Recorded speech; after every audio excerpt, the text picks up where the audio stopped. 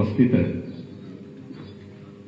हमारे लोकप्रिय सांसद श्री रविकिशन शुक्ल जी, राज्यसभा के माननीय सांसद श्री जयप्रकाश निषाद जी, गोरखपुर के महापौर श्री सीताराम जायसवाल जी, माननीय विधायकगण डॉक्टर राधा मोहनदास अग्रवाल जी, श्री विपिन सिंह जी, श्री महेंद्र पाल सिंह जी, श्रीमती संगीता यादव जी, भारतीय जनता पार्टी के महानगर के अध्यक्ष राजेश गुप्ता जी, क्षेत्रीय महामंत्री श्री प्रदीप शुक्ला जी, विश्वजितांशु सिंह आसू जी, सत्येंद्र सिन्हा जी, जनार्दन तिवारी जी, इंजीनियर पीके मल जी, देवेश श्रीवास्तव जी, अच्युतानंद शाही जी, इंद्रमणि उपाध्याय जी, शशिकांत सिंह जी, पुष्पतन जैन जी, ऋषिमोहन वर्मा जी, रणजय सिंह जी, आनंद शाही जी और आज के इस कार्यक्रम में उपस्थित भारतीय जनता पार्टी, हिंदू वाहिनी और अन्य संगठनों के सभी पदाधिकारी और उपस्थित भाइयों बहनों, एक साथ गोरखपुर महानगर, पिपराइच, गोरखपुर ग्रामीण, गोरखपुर और चौरी चौरा विधानसभा क्षेत्र की लगभग 575 करोड़ के आसपास की परियोजनाओं का लोकार्पण और शिलान्यास का कार्यक्रम यहां पे संपन्न हो रहा है। मैं इसके लिए, क्योंकि इन योजनाओं का लाभ पूरा गोरखपुर लेगा, पूरा पूर्वांचल लेगा और गोरखपुर आने वाले और जाने वाले इन सभी लोगों को इसका लाभ प्राप्त होगा। इसके लिए मैं आप सबको इसकी बधाई देता हूं। जनप्रतिनिधियों को उनके प्रयास के लिए हृदय से धन्यवाद भी देता हूं और आप सबको इस नव वर्ष की मंगलमय शुभकामनाएं भी आप सबके प्रति व्यक्त करता हूं। विकास हम सबकी प्राथमिकता होनी चाहिए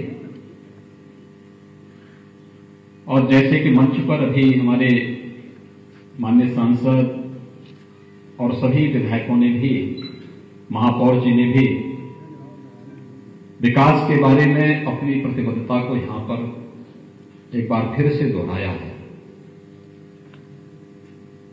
ये विकास हम सबके जीवन में परिवर्तन लाएगा, रोजगार का सृजन करेगा। ये विकास अनेक प्रकार की संभावनाओं को, जो पूर्वी उत्तर प्रदेश देश के अंदर अन्य मामलों में पिछड़ गया था, ये विकास के कार्य ही उसे फिर से देश के अंदर एक स्वस्थ प्रतिस्पर्धा के लिए खड़ा करेगा और विकास की प्रक्रिया हमारी आने वाली पीढ़ी के जीवन में एक नई उमंग, एक नया उत्साह और उन्हें एक नई दिशा देने का कार्य करेगा। इस दिशा से लगभग 650 करोड़ रुपए की इन परियोजनाओं, कुछ का लोकार्पण हो रहा है, कुछ का शिलान्यास हो रहा है। इन सब की परियोजनाओं को आप सबको समर्पित करते हुए मुझे बहुत प्रसन्नता की अनुभूति हो रही है। मैं आप सबको हृदय से बधाई देता हूं, अपनी शुभकामनाएं देता हूं। आज के इस कार्यक्रम में हम लोगों ने चौरी चौरा के जो शहीद स्मारक है उसके पुनरुद्धार का कार्यक्रम का भी लोकार्पण किया है। याद करिए, 5 फरवरी 1922 को चौरी चौरा की ऐतिहासिक घटना घटित हुई थी। देश के स्वाधीनता आंदोलन को इस घटना ने एक नई दिशा दी थी। चौरी चौरा की माननीय विधायक ने यहां पर अभी अपनी बात भी रखी और मैंने प्रशासन से इस बारे में कहा। अभी से हमें प्लानिंग करनी चाहिए। मंच जो यहां पर हमारे 2 सांसद हैं, 4 विधायक यहां मौजूद हैं और भी जिले के सभी विधायकगण, पूर्व विधायकगण, पूर्व जनप्रतिनिधिगण, ये सभी लोग मिलकर के यहां के भी, प्रदेश के भी, शासन स्तर पर भी, स्थानीय स्तर पर भी अभी से कार्य योजना तैयार होनी चाहिए कि आगामी 1 वर्ष तक के कार्यक्रम किस रूप में हमें ले जाने हैं, जो चोरी चोरा को फिर से उसका महत्व, क्योंकि उस कालखंड में देश के लिए लड़ने वाले कौन लोग थे, उन लोगों के प्रति हम श्रद्धा और सम्मान का भाव व्यक्त कर सकते हैं। और इसीलिए चोरी चोरा के 100 वर्ष पूर्ण होने के अवसर पर उस कार्यक्रम को वहां पर शहीद स्मारक के पुनरुद्धार के कार्यक्रम को आज समर्पित करते हुए भी मुझे बहुत प्रसन्नता की अनुभूति हो रही है। ये कार्यक्रम तो हम लोग वहां पे कर ही रहे हैं और भी वहां की अनेक परियोजनाओं को हम आगे लेकर के जाएंगे। ये सभी कार्य इसलिए क्योंकि जिससे लोगों के जीवन में इस बात का एहसास हो सके कि देश की आजादी हमें कैसे प्राप्त हुई। यह देश अगर जागरूक रहता तो गुलामी नहीं होता, लेकिन जब गुलाम हुआ तो आजादी प्राप्त करने के लिए किस किस प्रकार के त्याग और बलिदान की आवश्यकता पड़ी थी। और फिर से कोई ऐसी स्थिति न पैदा होने पाए कि हमें विदेशी हुकूमत के खिलाफ लड़ने की कोई आवश्यकता पड़े। इस देश से अभी से हर नागरिक को सजग और सतर्क रहने की आवश्यकता है। और यही तो प्रधानमंत्री मोदी जी देश का आह्वान इसी बात को लेकर के करते हैं। आत्मनिर्भर भारत की परिकल्पना जो प्रधानमंत्री मोदी जी ने कोरोना कालखंड में देश को दी है, ये उसी भारत की है जिसके लिए देश के क्रांतिकारी अपने आप को समर्पित किए थे, जिनके लिए उन्होंने अपने जीवन को समर्पित किया था। ये उसी भाव को लेकर के आगे बढ़ने का कार्यक्रम है। और आज चोरी चोरा शहीद स्मारक के कार्यक्रम का लोकार्पण का एक कार्यक्रम भी आज संपन्न हो रहा है। साथ ही साथ बाढ़ की परियोजनाओं का भी यहां पर एक साथ कुछ परियोजनाओं को लिया गया है। बाढ़ की स्थिति कितनी विविध थी वो गोरखपुर यानी पूरे उत्तर प्रदेश में। जब मैं आया था तब 40 जिले ऐसे थे जो अति संवेदनशील थे या संवेदनशील थे। कुछ 75 जनपद में से 40 जनपद ऐसे थे और व्यापक रूप से जनधन की हानि होती थी।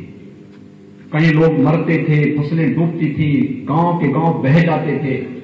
पिछले 3-3.5 वर्षों में हम लोगों ने बाढ़ की समस्या को इतना नियंत्रित किया, कहीं पे नदियों को चैनलाइज किया, कहीं पे जो कार्य होने थे ठोस कार्य हो, केवल बरसात के समय कार्य नहीं होंगे, कार्य जो भी होने जनवरी से प्रारंभ हो जाए और 15 मई तक उन कार्यों को संपन्न करके आप दिखाइए, जिससे बाढ़ आने के पहले ही बाढ़ रोकने की पूरी कार्य योजना हमारी लागू हो जाए। जल जमाव की समस्या का समाधान जो सिटी के लिए भी एक चुनौती थी, आज तरकुलानी में एक बड़ा रेगुलेटर बन रहा है, जिससे अस्थायी समाधान न केवल खोराबार ग्रामीण गोरखपुर ग्रामीण क्षेत्र की बल्कि महानगर की भी एक बहुत बड़ी समस्या का समाधान होने जा रहा है। पिपराइज को इससे राहत मिलेगी, चोरी चोरा को इससे राहत मिलेगी। ये सभी कार्यक्रम उस दिशा से। और आवागमन के साधन की तो इस प्रकार की स्थिति गोरखपुर के अंदर आज कनेक्टिविटी आप देख रहे होंगे, लखनऊ की कनेक्टिविटी, नेपाल की कनेक्टिविटी, इतनी चौड़ी सड़कें नगर के अंदर की। ये कार्यक्रम इसलिए हो सकता है गोरखपुर के अंदर सड़क चौड़ी होने से कुछ व्यापारियों को तात्कालिक रूप से परेशानी हुई, उनके पुनर्वास की व्यवस्था भी की जा रही है, लेकिन साथ साथ उन्हें सुरक्षित रूप से पुनर्वास करने के साथ साथ इन सड़कों का चौड़ीकरण, आवागमन जितना फास्ट होगा विकास उतना ही तीव्र गति से आगे बढ़ता हुआ दिखाई देता है। और इन सड़कों की चौड़ीकरण का कार्य इसी उद्देश्य से किया जा रहा है। और 2 महत्वपूर्ण परियोजनाओं का भी हम शिलान्यास कर रहे हैं। एक जेल रोड बाईपास का 4 लेन के रूप में इसको बनाने जा रहे हैं। बरगदवा से लेकर के मोहद्दीपुर तक 4 लेन का यह बाईपास बनेगा। पूरी समस्या का समाधान, शहर की जाम की समस्या का समाधान समाप्त। आप देख रहे होंगे मोहद्दीपुर से धर्मशाला बाजार होते हुए, गोरखनाथ मंदिर होते हुए जंगल कौड़िया तक एक 4 लेन का कार्य युद्ध स्तर पर चल रहा है। आगामी 3-4 महीने के अंदर आप देखेंगे 4 लेन में जब बदलेगा कहीं भी जाम नहीं लगेगा, कहीं भी जाम नहीं। हम अभी से व्यवस्था कर रहे हैं। हम जब भविष्य में गोरखपुर में मेट्रो लेकर के आएंगे तो उस समय इस 4 लेन में बिना टच किए हुए मेट्रो भी बीच बीच में मेट्रो के पिलर दे करके हम लोग मेट्रो का काम भी चला देंगे। गोरखपुर की जनता को परेशानी भी नहीं होगी और मेट्रो भी गोरखपुर में आसानी से आ जाएगी। जेल रोड बाईपास एक नया वैकल्पिक मार्ग आपको दे रहा है। सिटी के अंदर की समस्या को पूरी तरह समाधान करने और नौसड़ से पैडलेगंज भी 6 लेन के मार्ग के लिए तोड़ के चौड़ीकरण की तैयारी हो रही है, जिससे नौसड़ से लेकर के यहां तक भी कोई जाम की समस्या न होने पाए। आपने देखा होगा महेवा से लेकर के तरकुलानी तक जो मार्ग है, मुझे याद है जब 2009 में मैं पहली बार सांसद बना था, वो सिंगल लेन का था।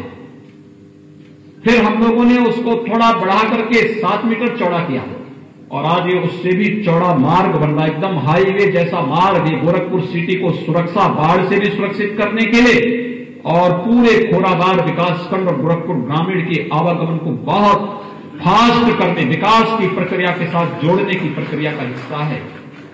ऐसे ही झुंगिया से लेकर के फर्टिलाइजर के मार्ग के चौड़ीकरण के कार्य को भी इसके साथ लिया जा रहा है। यानी ये कार्यक्रम कहीं पे लोकार्पण, कहीं पे शिलान्यास, कहीं चिकित्सालय की व्यवस्था, कहीं पर अन्य केंद्रों की स्थापना का कार्य, ये अलग अलग प्रकार से आगे बढ़ाने का कार्य किए जा रहे हैं। अभी सीताराम जी कह रहे थे कि मैं बुढ़िया माई के दर्शन करने के लिए गया था, मुझे बहुत अच्छा लगा। तो मैंने कहा ये अच्छा बनाने के लिए और लोगों की सुविधा के लिए कार्य किए जा रहे हैं, और यही तो, इसी के लिए तो जनता हम लोगों को चुन के भेजती है। जनता तो इसीलिए चुनती है, जनता को हम सुविधा दे सकें, बना सकें।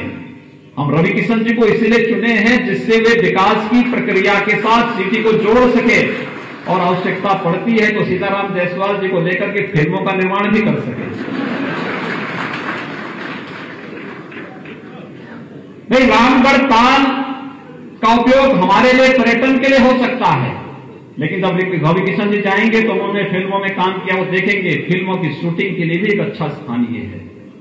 और आज आ रहे हैं, उन्होंने कोरोना कालखंड में तमाम वेब सीरीज यहां से बनाई और उसके माध्यम से गोरखपुर को एक पहचान देने का कार्य किया। कला एक अभिव्यक्ति होती है, रचनात्मक अभिव्यक्ति व्यक्ति के अंदर की, हर एक के अंदर नहीं हो सकती, लेकिन उस अभिव्यक्ति को किस रूप में प्रस्तुत करना है जो लोगों के मनोरंजन का भी और लोगों के ज्ञानवर्धन का माध्यम भी बने। और केवल एक कला कला नहीं होती है, यह रोजगार का भी माध्यम होता है।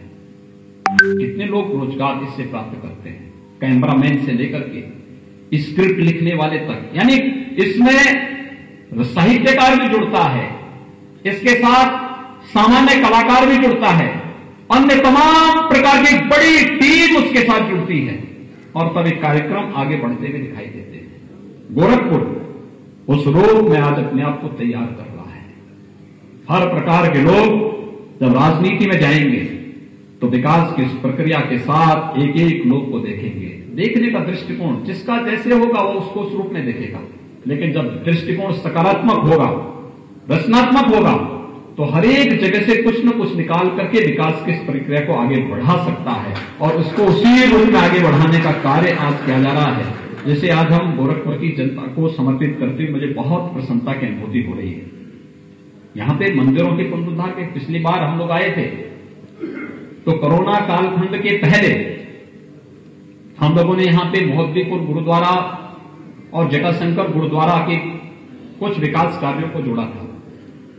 हम लोगों ने यहां पे कुछ मंदिरों के कार्यक्रमों को, सूरजकुंड का मंदिर है, मानसरोवर का मंदिर है, या फिर दुग्धेश्वरनाथ मंदिर है, मुक्तेश्वरनाथ मंदिर है, इन सभी मंदिरों के पुनरुद्धार के कार्य को, सुंदरीकरण के कार्य को लिया था। और आज तो चित्रगुप्त मंदिर को भी हम लोगों ने उसके साथ जोड़ा है और गीता गार्डन को भी इसके साथ जोड़ा है। ये प्रक्रिया, विकास की प्रक्रिया आगे बढ़नी चाहिए। हर एक जगह हम लोग जाएंगे, क्योंकि कहीं ना कहीं ये हमारे आस्था के साथ भी जुड़ा हुआ है, और आस्था के साथ साथ यहां पर तमाम प्रकार की रचनात्मक गतिविधियों को एक नया मंच देने के लिए भी हम लोग उसके साथ खड़े होंगे। प्रश्न ये उठता भाइयों बहनों कि सरकारें पहले भी थी,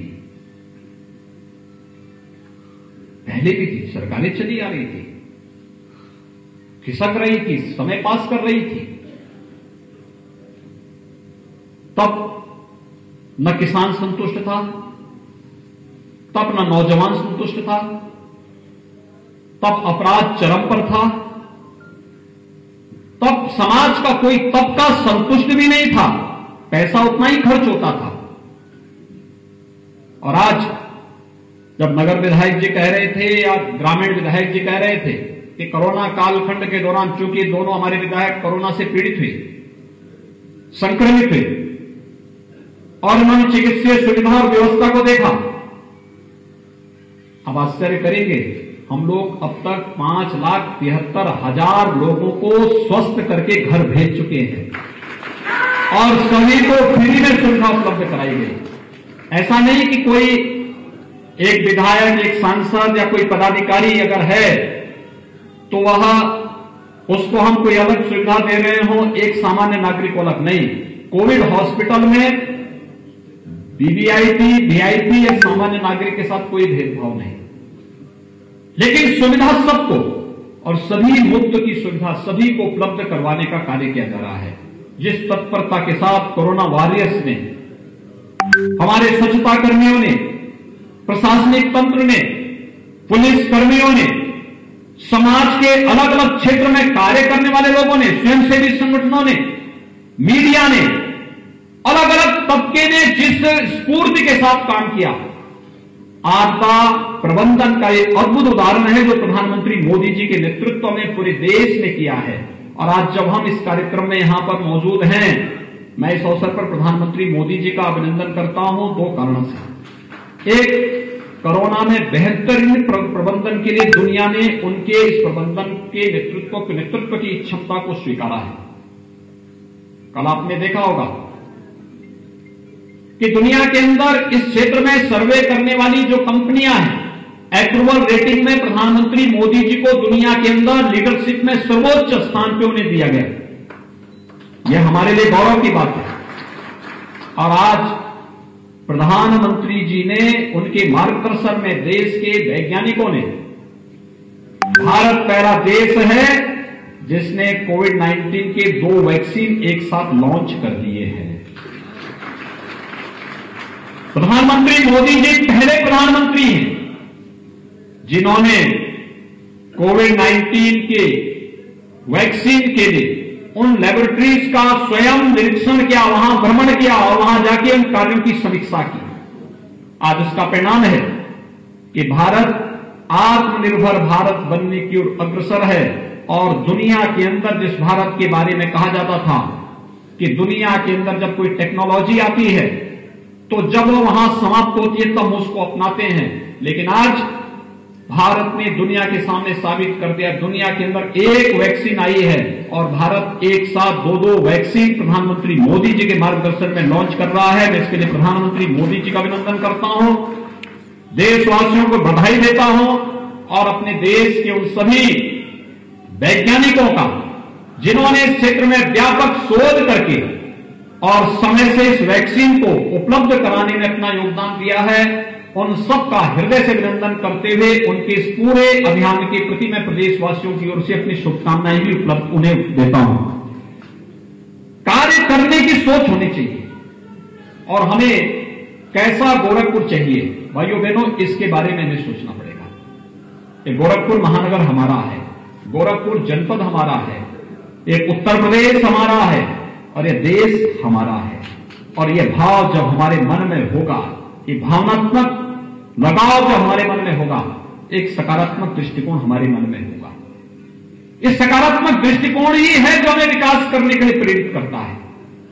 और यह मांगने की बात नहीं, बाढ़ के लिए या आयुष विश्वविद्यालय के लिए या एम्स के लिए या फर्टिलाइजर के लिए या सड़कों की चौड़ीकरण के कार्य को आगे बढ़ाने के लिए या 4 लाख नौजवानों को अब तक सरकारी नौकरी हम देने में सफल हुए हैं और आने वाले समय में काफी बड़ी मात्रा में नौजवानों के लिए सरकारी नौकरी के साथ साथ निजी क्षेत्र में भी नौकरी और रोजगार की ढेर सारी संभावनाओं को आगे लेकर के जो हम चल रहे हैं, ये एक प्रयास का परिणाम है, ये प्रयास का परिणाम है।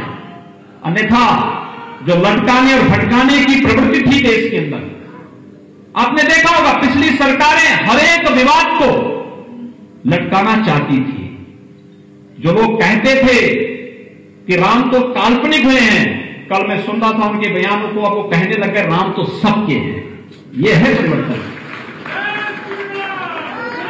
जो राम भक्तों पे गोली चलाते थे और कहते थे राम का तो अस्तित्व ही नहीं, आज उनको भी राम भक्तों की ताकत का एहसास हो गया है। अब ये भी कह रहे हैं कि राम तो सबके हैं। तो यही तो हम पहले कहते थे, कार सेवा के समय हम यही तो कहते थे कि राम तो सबके हैं, राम जन्मभूमि के लिए विरोध मत करो, कार सेवा का विरोध मत करो, यही तो हम कहते थे।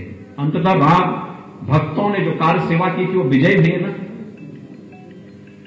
5 अगस्त 2020 को अयोध्या में राम जन्मभूमि का शिलान्यास और शुभारंभ प्रधानमंत्री मोदी जी के कर कमलों से होना इस बात को साबित करता है कि राम जन्मभूमि के लिए चला हुआ आंदोलन एक सकारात्मक आंदोलन था और वह आंदोलन कार सेवकों और राम भक्तों का आंदोलन कहीं भी नकारात्मक नहीं था।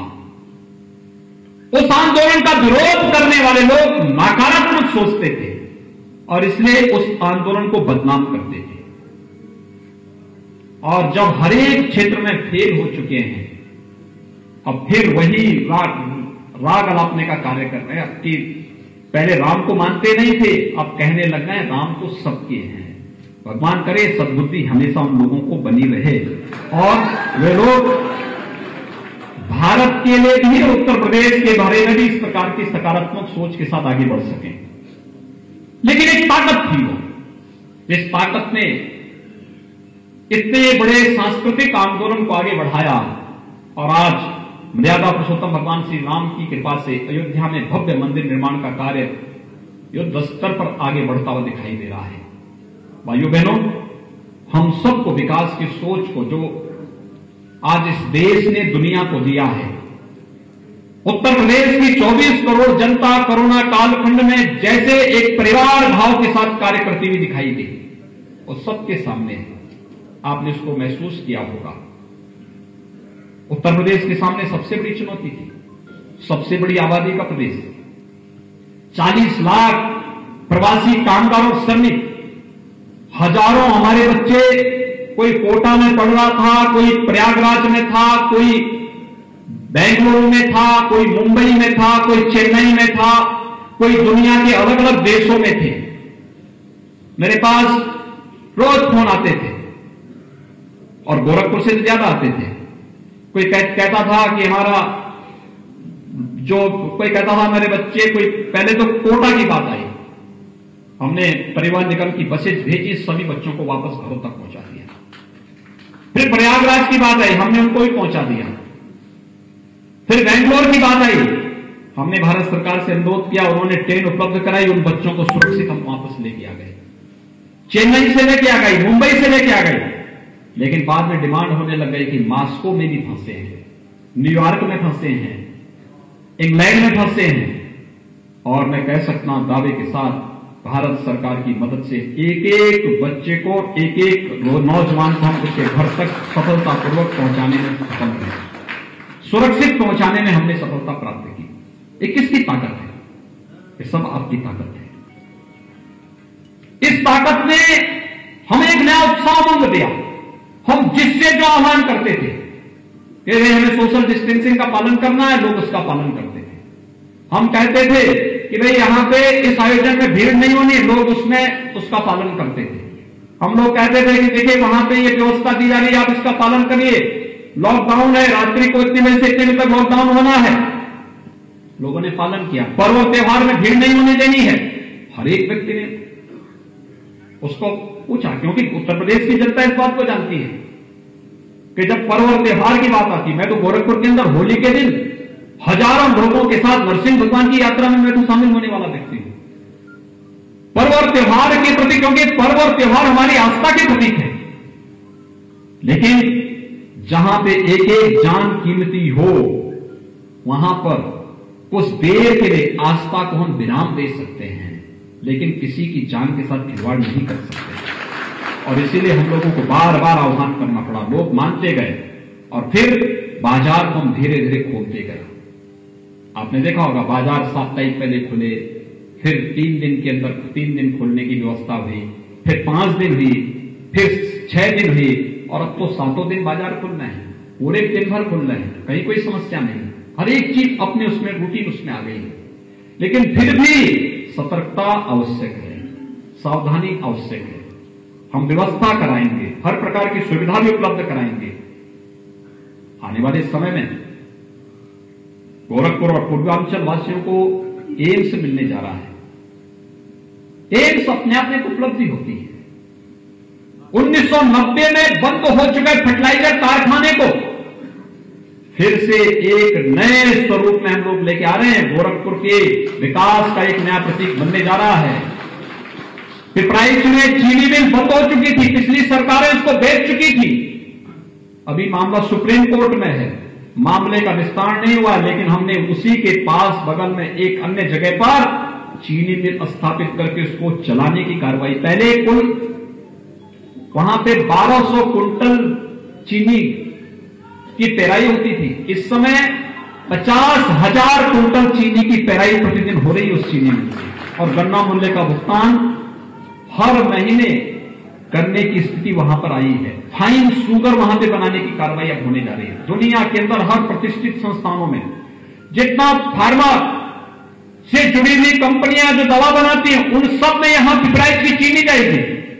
ये कार्य यहां पर हो रहा है। यानी हर एक तबके के लिए कुछ न कुछ करने का प्रयास। और ये प्रयास इसलिए क्योंकि एक सकारात्मक दृष्टिकोण आपके बीच में रह करके, गोरखपुर में रह करके, आपके बीच रह करके, संघर्ष करके, गोरखपुर के हितों के बारे में नजदीक से जानने, सीखने, समझने और फिर उसको आगे बढ़ाने का जो अवसर प्राप्त हुआ, आज उसका परिणाम है कि उसका पूरा प्रदेश उसको नजीर के रूप में लेकर के विकास की इस प्रक्रिया के साथ जुड़ता दिखाई दे रहा है। बहुत सारे लोगों को यह रहता होगा कि हम गोरखपुर का विकास केवल एक तरफा कर रहे हैं। ऐसा नहीं है। जैसे गोरखपुर का विकास हो रहा है, ऐसे ही विकास हम लोग हर एक जगह का कर रहे हैं, पूरे प्रदेश के अंदर कर रहे हैं। आज प्रदेश के अंदर 7 नए विश्वविद्यालय बन रहे हैं। और मान करिए, एक मेडिकल यूनिवर्सिटी लखनऊ में हम दे रहे हैं, आयुष यूनिवर्सिटी गोरखपुर में दे रहे हैं, सहारनपुर, अलीगढ़ और आजमगढ़ में भी यानी 3 नए विश्वविद्यालय हम दे रहे हैं। लॉ यूनिवर्सिटी हम प्रयागराज में दे रहे हैं। एक एक कार्य को जोड़ने का कार्य हो रहा है और हर एक आयोजन को, हर सिटी की कायाकल्प करने का, प्रधानमंत्री मोदी जी की कृपा से काशी का पूरी कायाकल्प हुई। कुंभ के अवसर पर प्रयागराज का कायाकल्प हुआ। लखनऊ के अंदर विकास की प्रक्रिया को सी स्फूर्ति और तेजी के साथ आगे बढ़ाया जा रहा है। आगरा, कानपुर में मेट्रो के कार्य युद्ध स्तर पर चल रहे हैं और गोरखपुर में भी युद्ध स्तर पर विकास की प्रक्रियाएं बढ़ती हुई दिखाई दे रही है। कोई भी वंचित नहीं, कोई भी इससे अलग नहीं। राज्य वही, तंत्र वही, संसाधन वही, केवल सरकारें बदली हैं, कार्य की सोच बदल गई है। आज लोग, दुनिया का हर व्यक्ति उत्तर प्रदेश में निवेश करने के लिए उत्साहित है। क्यों से मालूम है, उत्तर प्रदेश में सुरक्षा मिलेगी, उसको एक विश्वास है। मैं भी मुंबई गया था। मुंबई में मुझे नगर निगम लखनऊ के बॉन्ड जारी करने थे और बॉन्ड जारी करके उस पैसे को फिर हम विकास के साथ जोड़ना चाहते हैं। विकास की इन संस्थाओं को हम जवाबदेही के साथ जोड़ना चाहते हैं। तो मैं बॉम्बे स्टॉक एक्सचेंज में गया था, तो मैंने कहा जब यहां आया हूं तो अलग अलग सेक्टर के जुड़े हुए लोगों से मुलाकात करूंगा।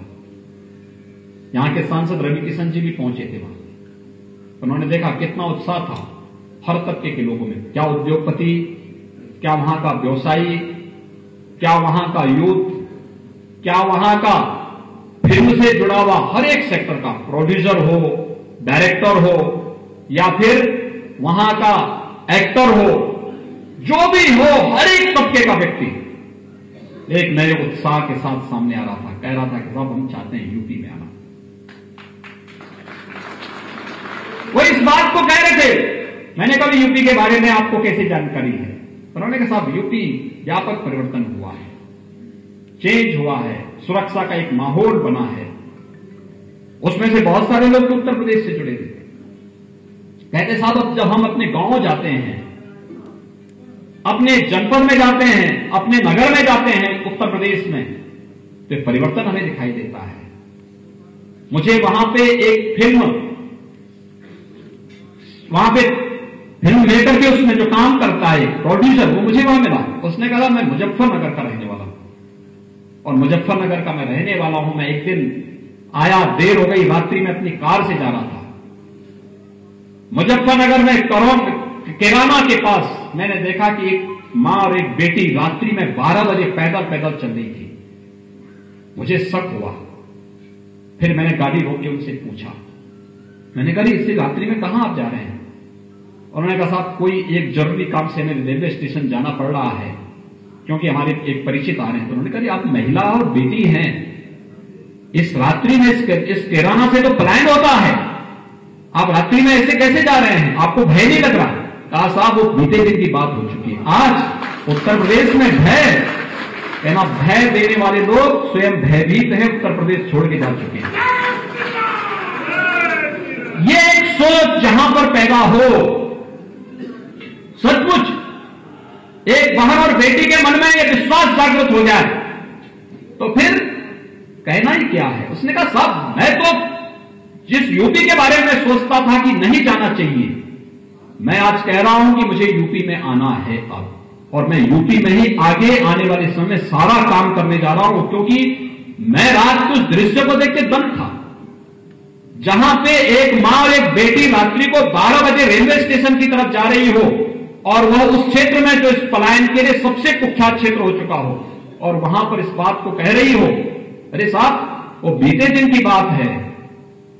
और उसके बाद कहा जब मैं फिर किराना में गया कि बोले देखने के लिए क्या दृश्य था, उसने कहा साहब सभी व्यापारी जो पिछले 15-20 वर्षों में भाग चुके थे वापस किराना वापस आ चुके हैं, और फिर से चहल पहल वहां पर देखने को मिली है। ये है यूपी, ये उत्तर प्रदेश का दृश्य। याद करिए आज से 25-30 साल पहले गोरखपुर के बारे में लोग क्या सोचते थे, आज से 15 साल पहले भी लोगों के मन में क्या भाव थे। आज आपको परिवर्तन नजर नहीं आता? जाइए देश के अंदर कहीं भी जाएंगे, एक बार बोलेंगे मैं गोरखपुर से हूं, लोगों के भाव आपके प्रति बदलेंगे।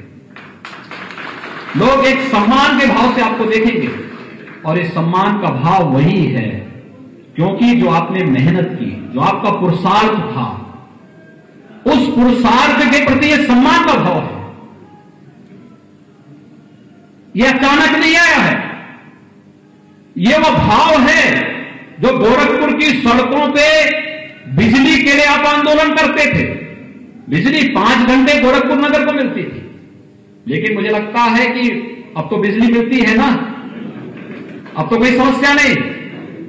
लेकिन इसी गोरखपुर में मुझे लगता है, भूलिए मत इस बात को, मई में जून में हम लोगों को सड़कों पे उतरना पड़ता था जब 3 घंटे 4 घंटे बिजली मिलती थी। आज के दिन पर रोस्टिंग हो सकती है कहीं, क्योंकि अंडरग्राउंड केबलिंग हम कर रहे हैं। हम चाहते हैं ये ऊपर जाल जो बिजली का पड़ा हुआ है ना, जो किसी तूफान में कभी कहीं जनधन की हानि होती है, इससे भी मुक्ति मिले। क्यों यहां के लोगों को इसकी सुविधा का लाभ नहीं मिलेगा? इसलिए उसको अंडरग्राउंड किया जा रहा है। उस समय 2 घंटे 3 घंटे 5 घंटे के लिए रोस्टिंग होगी, लेकिन आने वाले 50 सालों के लिए एक राहत भरा दिन होगा बिजली के लिए। और इस दृष्टि से कार्य युद्ध स्तर पर चलाए जा रहे हैं।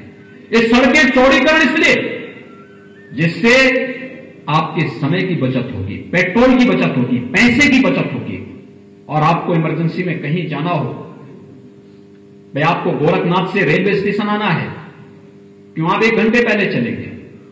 आप 15 मिनट पहले जाएंगे, 5 मिनट में आप रेलवे स्टेशन पहुंचेंगे। इस प्रकार की सुविधाएं हम दे रहे हैं।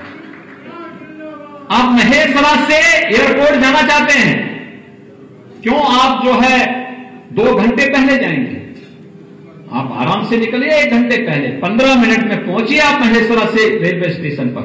हम सड़क ऐसा बना करके देंगे, लेकिन एक एक व्यापारी का पुनर्वास भी करेंगे, किसी को उजड़ने नहीं देंगे।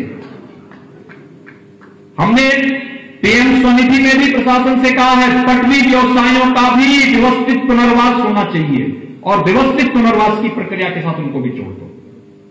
हर एक को सड़क से कर्मण भी हटाएंगे, लेकिन एक एक पटरी व्यवसायी का व्यवस्थित पुनर्वास भी करेंगे। उसको बैंक से लोन भी दिलाएंगे, सस्ते दाम पर लोन भी दिलाएंगे, और सब्सिडी का लाभ भी उसके खाते में सीधे दिलवाने का काम करेंगे।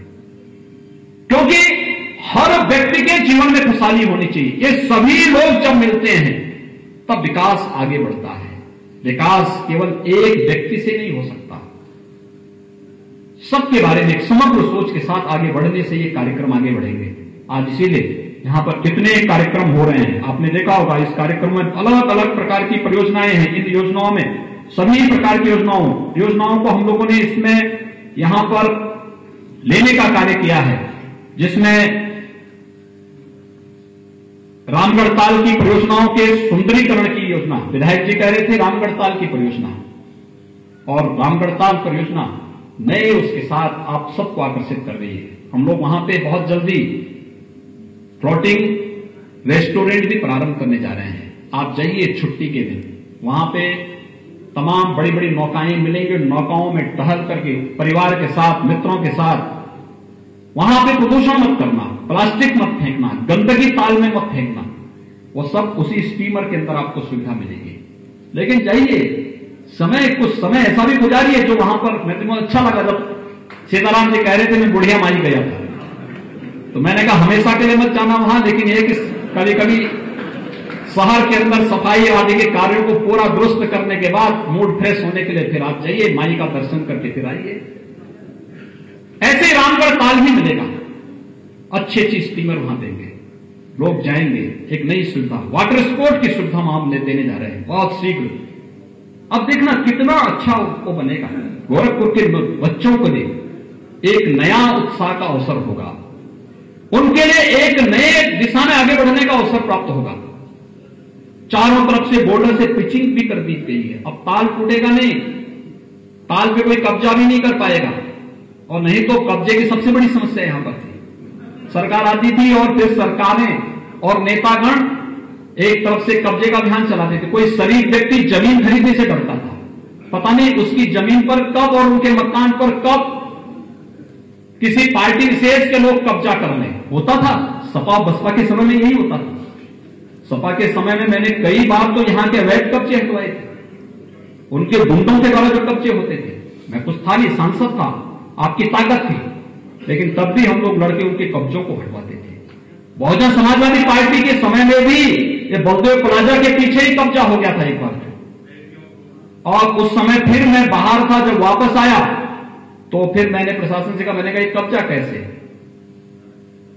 लेकिन भाई गुंडागिर्दी थी।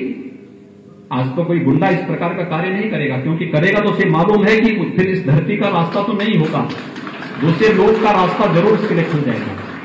लेकिन यह अव्यवस्था और अराजकता फैलाने की छूट नहीं दी जा सकती है, और इसीलिए ये विकास की प्रक्रिया ऐसे ही स्वास्थ्य से जुड़ी हुई योजनाओं को लेकर के भी जिला चिकित्सालय में MRI मशीन की स्थापना का कार्य, उससे जुड़ी हुई अन्य कार्यों को, वहां पे तमाम नई ओटी के निर्माण का कार्य वहां पर हुआ है।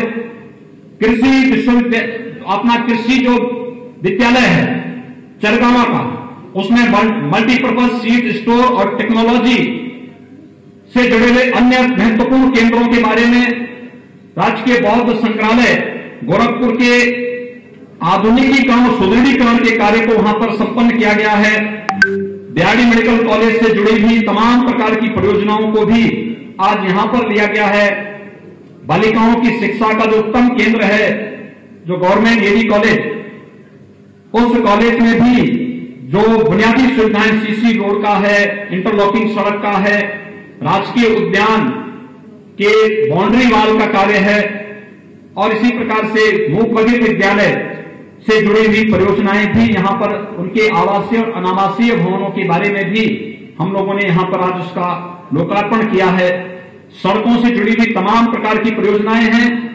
पंडित राम प्रसाद बिस्मिल जो मंडलीय कारागार है, वहां पर पर्यटन विकास से जुड़ी हुई योजनाओं को लेकर के आप देखिए, काकोरी कांड के हीरो पंडित राम प्रसाद बिस्मिल गोरखपुर जेल में थे और यहीं पे उन्हें फांसी हुई थी। देखिए कब सी घटना, 1929 की घटना, और उस स्मारक को जो एक बार बना कभी कोई झांकने नहीं गया। हम लोगों ने तो पिछले 3 सालों के अंदर चौरी चौरा का भी आज लोकार्पण हो रहा है, जेल, गोरखपुर जेल के भी इस कार्यक्रम का लोकार्पण हो रहा है। और आज मैं सायकाल जा रहा हूं सहजनवा में भी, डोहरिया में भी एक शहीद स्मारक है। उस शहीद स्मारक के कार्यों को भी आज हम जनता को लोकार्पित कर रहे हैं। नौजवानों के लिए, आने वाली पीढ़ी के लिए उस भव्य स्मारक को हम समर्पित करते हुए कि हमारे क्रांतिकारियों ने और पूर्वजों ने देश की आजादी के लिए क्या क्या नहीं किया था, उनके प्रति श्रद्धा व्यक्त करने का एक माध्यम जो हमें प्राप्त हुआ है, यह एक शहीद स्मारक उसके बहुत महत्वपूर्ण स्तंभ हैं। उन सभी कार्यक्रमों को हम उसके साथ जोड़ रहे हैं। ये तमाम प्रकार के मार्गों के कार्यक्रम भी इसके साथ ही आज जोड़ने के साथ ही आज जो विभिन्न प्रकार की परियोजनाएं आपको यहां पर प्राप्त हो रही हैं, मैं इसके लिए गोरखपुर वासियों को एक बार फिर से हृदय से बधाई देता हूं और आप सबसे मैं यही आग्रह करूंगा, एक रचनात्मक और सकारात्मक दृष्टिकोण के साथ हम आगे बढ़ें। पैसे की विकास के लिए कोई कमी नहीं है, कमी है सकारात्मक सोच को तेजी के साथ आगे बढ़ाने की। और बहुत शीघ्र हम लोग एक नए कार्यक्रम का शुभारंभ करने जा रहे हैं। ये पहले चरण में मेरा प्रयास है कि पहले चरण में हम लोग करेंगे कि प्रशासनिक सेवा के लिए, भारतीय प्रशासनिक सेवा से या भारतीय पुलिस सेवा से जुड़े हुए जो प्रतियोगी छात्र होंगे, उनके लिए हम एक सॉफ्टवेयर विकसित करने जा रहे हैं।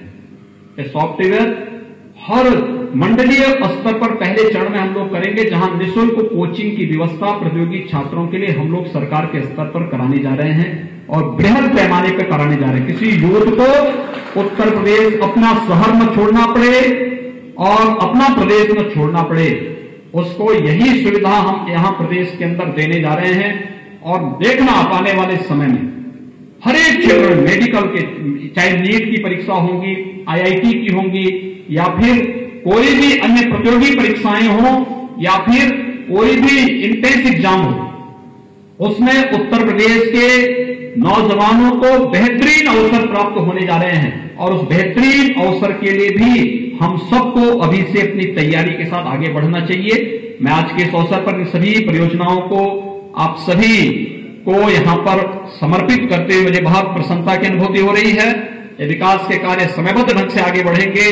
जो परियोजनाएं पूरी हो चुकी हैं, इनका लाभ गोरखपुर वासी और पूर्वांचल वासी लेगा ही, लेकिन जो परियोजनाएं आज शिलान्यास हो रही हैं, ये समयबद्ध ढंग से आगे बढ़ेंगी और इन योजनाओं का लाभ आने वाले समय में यहाँ का हर नागरिक ले पाएगा। इस विश्वास के साथ मैं एक बार फिर से यहाँ के जनप्रतिनिधियों को विकास के प्रति रुचि रखने के लिए हृदय से धन्यवाद देते हुए आप सभी को इन योजनाओं के लिए हृदय से बधाई देता हूं, अपनी शुभकामनाएं देता हूं। धन्यवाद। जय हिंद।